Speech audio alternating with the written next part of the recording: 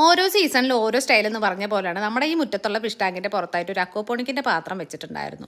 ഇടയ്ക്കിടയ്ക്ക് ക്ലീനിങ്ങിന് എടുക്കുമ്പോഴൊക്കെ ഒന്നുകിൽ പാത്രം പൊട്ടും, അല്ലെങ്കിൽ എന്തെങ്കിലുമൊക്കെ സ്റ്റൈൽ മാറ്റണമെന്ന് തോന്നും. അങ്ങനെ തോന്നി ഇടയ്ക്കിടയ്ക്ക് ഇതിൻ്റെ സ്റ്റൈൽ മാറ്റൽ തന്നെയാണ് പരിപാടി. ഇനി തൊട്ട് അങ്ങനെയുള്ള പരിപാടിയൊന്നും വേണ്ടാന്നൊക്കെ വിചാരിച്ച് പെർമനൻ്റ് ആയിട്ട് വെക്കാമെന്നൊക്കെ വിചാരിച്ചിട്ട് ഒരു പാത്രം സെറ്റാക്കിയതാണ്. ടാങ്കിന് മാച്ച് ആവുന്ന വിധത്തിൽ അതേപോലെ തന്നെ കല്ലൊക്കെ പതിപ്പിച്ചിട്ടാണ് ഉണ്ടാക്കി തുടങ്ങിയത്. ഉണ്ടാക്കാൻ തുടങ്ങിയിട്ട് കുറച്ചധികം ദിവസമായിട്ടുണ്ട്. ഓരോ പ്രാവശ്യവും കുറേശ്ശെ സിമെൻറ്റ് ഇടും, എന്നിട്ട് അങ്ങനെ ഉണങ്ങാൻ വെക്കും. പിന്നെ ഞാനത് കുറച്ചധികം ദിവസം ഇങ്ങനെ ഇരുത്തി ഉണക്കും. അങ്ങനെയൊക്കെ ആയി കുറേ ദിവസമായി നീണ്ടു പോകുന്നുണ്ട്. ഇന്നിപ്പോൾ എന്തായാലും പണി തീർക്കാന്നൊക്കെ വിചാരിച്ചിട്ട് അദ്ദേഹത്തെ പുറത്തെടുത്തതാണ്. പണിയൊക്കെ തീർത്തിട്ട് പാത്രമൊക്കെ എടുത്ത് ടാങ്കിന്റെ പുറത്ത് സെറ്റ് ചെയ്യുമ്പോഴത്തേക്കാണ് ഒരു കാര്യം എനിക്ക് മനസ്സിലായത്. 10ൽ 10 പൊരുത്തം എന്നൊക്കെ പറഞ്ഞ് ഞാൻ ഉണ്ടാക്കി വെച്ചിരിക്കുന്ന പാത്രവും ടാങ്കും തമ്മിൽ ആനയും ആടും കുട്ടിയും തമ്മിലുള്ള വ്യത്യാസം പോലെ ഉണ്ട്.